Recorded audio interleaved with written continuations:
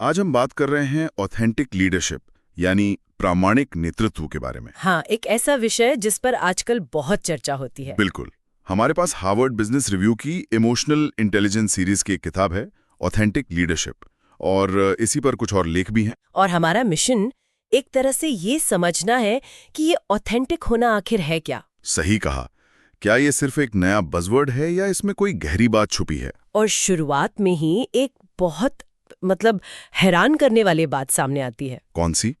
पिछले 50 सालों में लीडरशिप पर 1000 से भी ज्यादा स्टडीज हुई हैं। 1000 से ज्यादा? हाँ, लेकिन आज तक कोई भी ये नहीं बता पाया कि एक आदर्श या परफेक्ट लीडर कैसा होता है।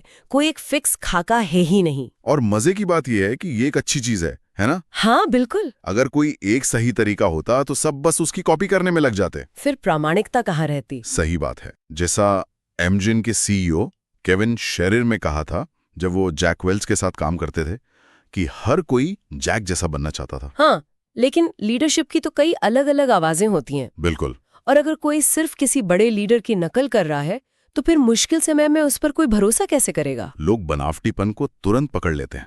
भरोसा तो तब बनता है जब आप असली होते हैं, किसी की कॉपी नहीं। बिल्कुल। तो फिर सवाल ये उठता है कि लोग प्रामाणिक नेता बनते कैसे हैं? क्या वे ऐसे ही पैदा होते हैं? यही सबसे बड़ा सवाल है। इन स्रोतों के लिए 125 नेताओं का इंटरव्यू लिया गया और पता चला कि उनकी लीडरशिप किसी खास टैलेंट या स्किल से नहीं आई। नहीं, बल्कि वो उनकी अपनी जीवन कहानियों से, उनके अपने अनुभवों से निकल कर आई। और ये बात तो बहुत उम्मीद देती है। हाँ, बहुत।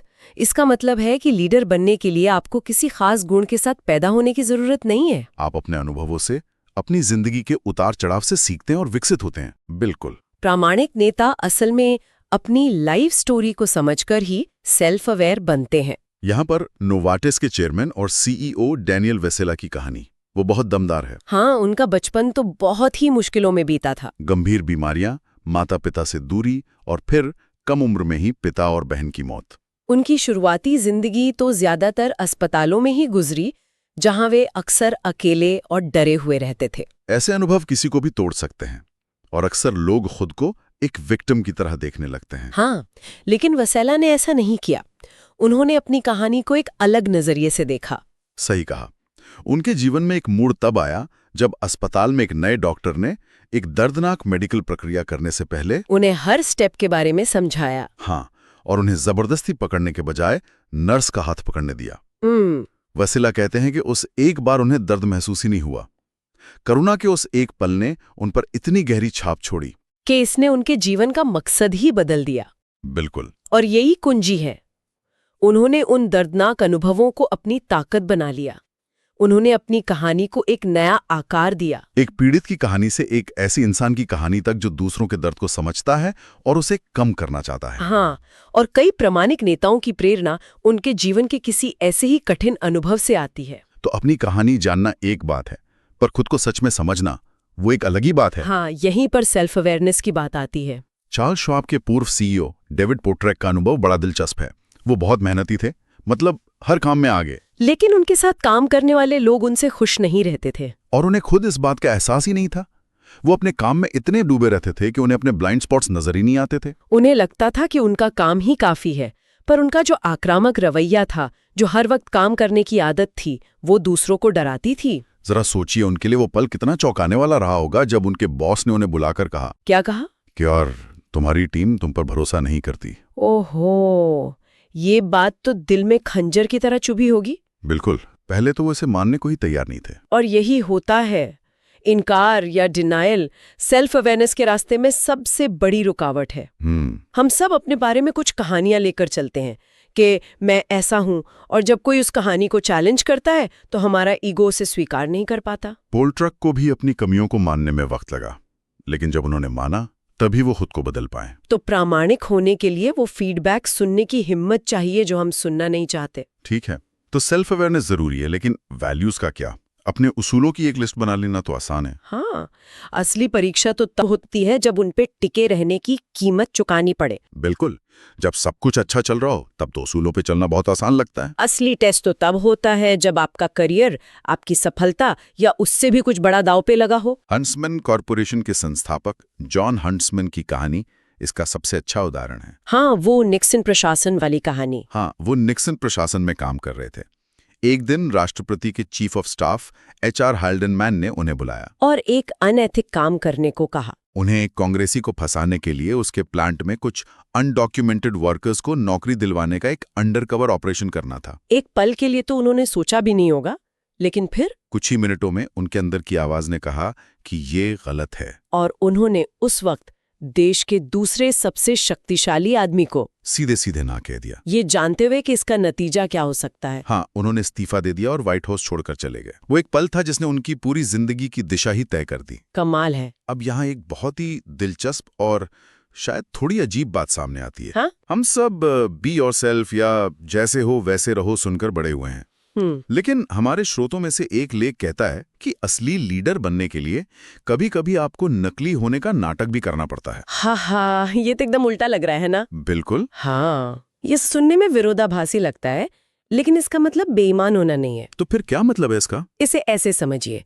जब भी हम कोई नई भूमिका निभाते हैं या कुछ नया सीखते हैं तो हम अपने कंफर्ट जोन से बाहर होते हैं। ठीक है। और शुरू में नए व्यवहार अप्राकृतिक और बनावटी लगते हैं। ऐसा लगता है जैसे हम एक्टिंग कर रहे हैं। इसका एक बढ़िया उदाहरण सिंथिया नाम की एक मैनेजर का है, जिसे एक बड़ा प्रमोशन मिला था। अच्छा। वो अपनी टीम के सामने पारदर्शी और प्रामाणिक दिखना चाहती थी, इसलिए उसने अपनी सारी घबराहट और असुरक्षा उनके सामने जाहिर कर दी। उसे लगा वो सही कर रही है। हाँ, पर इसका असर बिल्कुल उल्टा हो गया। टीम को उस वक्त एक आत्मविश्वासी लीडर की जरूरत थी जो उन्हें रास्ता दिखाए।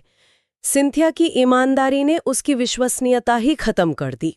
तो प्रामाणिकता का मतलब ये नहीं कि आप अपने मन की हर बात, हर भावना को वैसे का वैसा ही बाहर उड़ेल दें। नहीं, बिल्कुल नहीं। इसका मतलब है कि आप नए व्यवहारों के साथ प्रयोग करें, उन्हें सीखें और धीरे धीरे उन्हें अपने व्यक्तित्व का हिस्सा बनाएं। ये एक विकास की प्रक्रिया है। और ये बात एक और मजेदार कॉन्सेप्ट से जुड़ती है जिसे टफ एम्पैथी यानी कठोर सहानुभूति कहा गया है। हाँ, ये भी बड़ा दिलचस्प है। मतलब लोगों को वो देना जिसकी उन्हें जरूरत है, ना कि वो जो वे चाहते हैं। इसे ऐसे समझिए कि ये उस सख्त कोच की तरह है जो आपकी परवाह तो करता है, पर आपको आराम नहीं करने देगा, क्योंकि वो जानता है कि आप और बेहतर कर सकते हैं। बिल्कुल। वो आपको धक्का इसलिए देता है क्योंकि वो आपका और आपके काम का दोनों का सम्मान करता है। ये कोई नरम दिखावे वाली सहानुभूति नहीं है। पॉलीग्राम के पूर्व CEO एलन लेवी का उदाहरण है इसमें। हाँ, बताइए। वो ऑस्ट्रेलिया में अपने जूनियर अधिकारियों के साथ बैठकर एल्बम के लिए गाने चुन रहे थे और उन्होंने उन्हीं की तरह जोशीली और थोड़ी कठोर भाषा का इस्तेमाल किया। यहाँ तक कि मजाक में तुम बेवकूफ हो जैसी बातें भी कहीं। और लोगों को ये बुरा नहीं लगा? नहीं, बल्कि उन्हें लगा कि लेवी सच में काम की परवाह करते हैं और उनकी दुनिया को समझते हैं। अच्छा, तो उन्होंने सिर्फ ऊपर से निर्देश नहीं दिए बल्कि उनके साथ मैदान में उतरे। यही है टफ एम्पैथी। बिल्कुल। यह आसान नहीं है। जैसा कि एक CEO ने कहा, आपको वे काम करने पड़ते हैं जो आप नहीं करना चाहते, और ये मुश्किल है। तो प्रामाणिक होने का मतलब सिर्फ अंदर से कैसा महसूस करते हैं वो नहीं है, बल्कि बाहर कैसे दिखाते हैं वो भी है। हाँ, और यहीं पर वल्नरेबिलिटी यानी अपनी कमजोरी दिखाने की हिम्मत की बात आती है। बिल्कुल।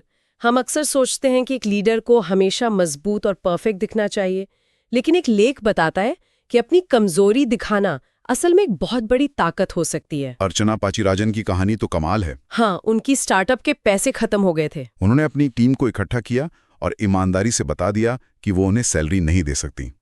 ये एक ऐसा पल था जहां ज्यादातर बॉस कोई बहाना बनाते या कोई पेशेवर मुखौटा पहन लेते, लेकिन अर्चना ने सच बोला, अपनी वल्नरेबिलिटी दिखाई, और नतीजा हैरान करने वाला था। हाँ, उनकी टीम जो भारत की सिलिकॉन वैली में आसानी से दूसरी नौकरी पा सकती थी, उन्होंने जाने से मना कर दिया और वो आधी तनख्वाह पर काम करने के लिए तैयार हो गए। कुछ साल बाद वही कंपनी $14 मिलियन में बिकी। ऐसा इसलिए हुआ क्योंकि अर्चना ने एक मानवीय रिश्ता बनाया था। सही। शोध बताते हैं कि हमारा दिमाग अनजाने में ही अप्रामाणिकता को पकड़ लेता है। जब कोई लीडर असली होता है अपनी कमजोरियों के साथ, तो लोग उन पर ज्यादा भरोसा करते हैं। तो वल्नरेबिलिटी ही असल में इंसानी रिश्तों की नींव है। बिल्कुल। वल्नरेबिलिटी का एक और पब्लिक टेस्ट तब होता है जब कोई कंपनी बड़ी गलती करती है। हाँ, माफी मांगते समय। एक स्टडी में कॉर्पोरेट माफी के वीडियोस का विश्लेषण किया गया और पता है क्या मिला? क्या? जब कोई CEO मुस्कुराते हुए माफी मांगता है तो कंपनी का स्टॉक प्राइस गिर जाता है, क्योंकि मुस्कान ये संकेत देती है कि लीडर स्थिति को गंभीरता से नहीं ले रहा। बिल्कुल।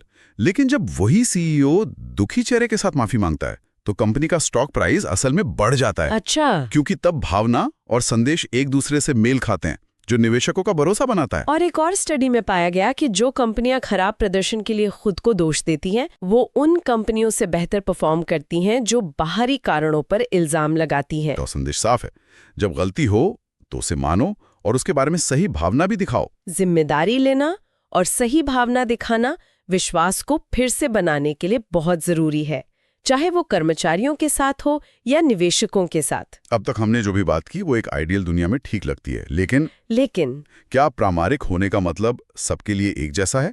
खासकर तब जब आप उस पारंपरिक लीडरशिप के सांचे में फिट नहीं होते। ये एक बहुत ही जरूरी सवाल है। हाँ, एक लेख इसी बात की पड़ताल करता है कि अश्वेत या अन्य अल्पसंख्यक समुदायों के पेशेवरों को सीनियर पदों तक पहुंचने में इतनी मुश्किल क्यों होती है। और इसका एक बड़ा कारण है एग्जीक्यूटिव प्रेजेंस या कार्यकारी उपस्थिति। और आंकड़े तो चौंकाने वाले हैं। क्या कहते हैं आंकड़े? शोध के अनुसार सीनियर लीडरशिप में 26% प्रमोशन इसी एग्जीक्यूटिव प्रेजेंस पर निर्भर करते हैं। लेकिन समस्या ये है कि इसके मानक तय कौन करता है? बिल्कुल। एक स्टडी में अफ्रीकी अमेरिकी पेशावरों ने 97% ज्यादा इस बात से सहमति जताई कि उनकी कंपनी में एग्जीक्यूटिव प्रेजेंस के मानक श्वेत पुरुषों पर आधारित हैं। इसका नतीजा ये होता है कि इन पेशावरों को लगता है कि उन्हें उस सांचे में फिट होने के लिए अपनी असल पहचान से, अपनी प्रामाणिकता से समझौता करना पड़ रहा है। हाँ, उन्हें अपनी सांस्कृतिक पहचान के कुछ हिस्सों को दबाना पड़ता है। एक स्टडी ने इसे ब्लीच्ड आउट प्रोफेशनलिज्म कहा है। और ये एक ऐसा चक्कर बन जाता है जिससे निकलना बहुत मुश्किल है। मुश्किल इसलिए भी है क्योंकि उन्हें इस बारे में सही फीडबैक भी नहीं मिलता। क्यों? क्योंकि उनके सीनियर, जो ज्यादातर श्वेत होते हैं, वे सीधी और सच्ची बात करने से हिचकिचाते हैं। उन्हें डर लगता है कि कहीं वे नस्लीय रूप से असंवेदनशील न लगें। तो एग्जीक्यूटिव प्रेजेंस उनके लिए नियमों का एक ऐसा सेट बन जाता है जिसे वे समझ भी नहीं पाते, पर फिर भी उन्हें उसी आधार पर परखा जाता है। ये प्रामाणिकता की राह में एक बहुत बड़ी प्रणालीगत बाधा है। तो ये पूरी बातचीत हमें कहाँ लाकर छोड़ती है? एक बात तो साफ है। क्या? प्रामाणिक लीडरशिप कोई मंजिल नहीं, एक सफर है। बिल्कुल। ये अपनी जीवन कहानी से खुद को समझने, दबाव में अपने उसूलों पर टिके रहने और समय के साथ लगातार विकसित होने के बारे में है। ये किसी की नकल करने के बारे में नहीं है, बल्कि कई लोगों से सीखकर अपना खुद का स्टाइल बनाने के बारे में है। इसमें कठोर सहानुभूति की जरूरत है, अपनी कमजोरी दिखाने की हिम्मत है, और ईमानदारी से माफी मांगने की क्षमता भी।